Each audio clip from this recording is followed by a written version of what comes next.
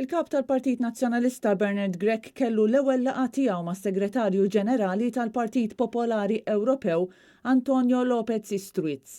Fil-laqgħa virtwali ma' López li għaliha attendit ukoll is-Segretarju Internazzjonali tal-Partit Nazzjonalista Rosalind Borġnajt, Antonio López feraħ lil Bernard Grech għall-elezzjoni tiegħu bħala kap tal-Partit Nazzjonalista u fakkar kif ir-relazzjonijiet tiegħu u tal-PPE mal-Partit Nazzjonalista storikament dejjem kienu tajbin ħafna.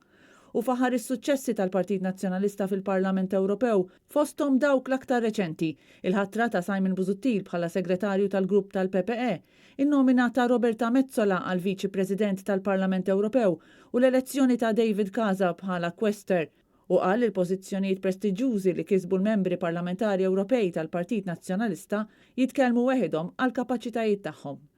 López tkellem dwar il-ġlieda li qed jagħmel il-poplu Malti kontra gvern korrott u esprima tama li xi darba naraw il-ġustizzja sseħħ filwaqt li assigura lil kap tal-Partit Nazzjonalista li se jibqa' jkun ta' spalla għall-Oppożizzjoni Maltija f'din il-ġlieda.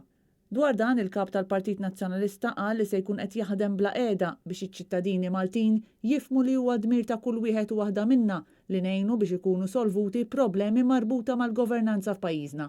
Bernard Grech irringrazzja lil Antonio López tas-sosten tiegħu fil-ġlieda tal-Maltin kontra l-governanza ħażina u t-teddida fuq is-saltna tad dritt. Huwa qal li pajjiż fejn is-saltna tad dritt mhix taħdem mhuwiex pajjiż sigur.